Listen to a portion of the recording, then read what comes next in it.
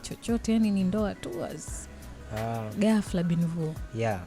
Ndoa yetu kusema kweli ndo hivyo. Hakukuwa na chochote kwa sababu kwanza walinishtukiza. Kwa hiyo tulipofika pale, unajua bora hata ile ndoa ambayo labda hata kwa upande wao wangekuwa wamejipanga kwamba mtoto wetu anakuja kuolewa.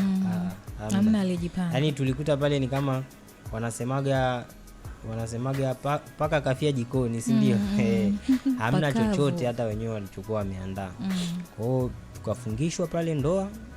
Tulipofungishwa ndoa ikapita ya mkeka, hamna kitu chochote.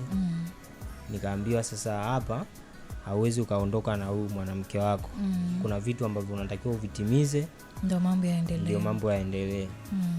Kwa bahati nzuri mke wangu kwa kipindi hicho nilikuwa nimeshakaa naye kama miezi kadhaa nyuma. Anajua hali ya maisha yangu. Kwa hiyo mahari hata alionitajia kidogo ikawa ya kawaida. Alivyonitajia mahari ile, nikaenda nikatafuta nusu. Mahari kusema ukweli alinitajia 300,000.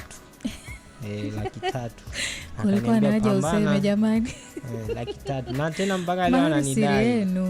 Mpaka leo nakudai? Ananidai sijamaliza. Lakini mahari inaruhusiwa kuwa deni. Anyway, hebu tutoke kwenye upande wa mahari. Nataka turudi huku kwenye upande wa ndoa ya mkeka. Unajua ndoa ya mkeka inafungwa ukiwa hujajipanga.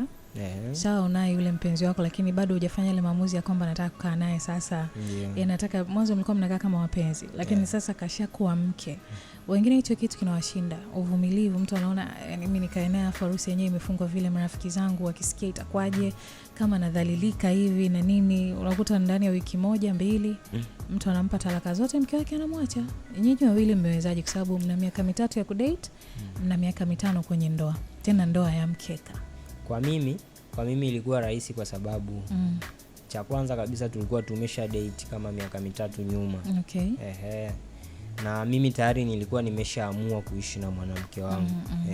Nilikuwa nimeshaamua kuishi naye. Kwa hiyo mimi nilikuwa nimeshasema liwalo na liwe, lolote linalokuja mimi namhitaji mwanamke wangu. Yani lolote linalokuja ili mradi napewa na kaa naye. Sawa. Umeona? Kwa hiyo hata ile ndoa ilivyopita, mimi sikujali kwamba watu watasema sijui namna gani, sijui wamefunga ndoa ya mkeka hamna chochote sijui nini. Mimi sikujali hicho kitu. Mimi nilichoangalia ni mwanamke wangu nimempata, ni wa kwangu halali basi. Umeona? Kwa hiyo tulivyomaliza pale ile ndoa ilivyoisha, walivyoniambia unatakiwa ukatafute mahari nusu ndio uweze kumchukua.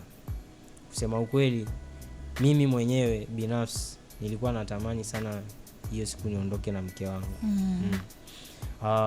Ilikuwa ni ngumu kwa sababu mimi ndani sikuwa na chochote. Ila nilivyotoka, yani tulivyofunga tu ile ndoa nikatoa mguu wangu. Nimefika tu nyumbani nafikiria hii hela naipata wapi.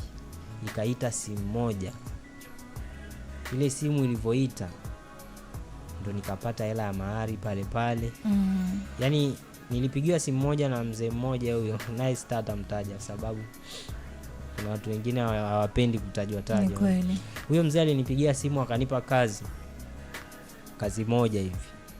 Mimi sikuamini kwamba hiyo hela kwanza hata ningeipata. Ni kitu ambacho ni mipango ya Mungu.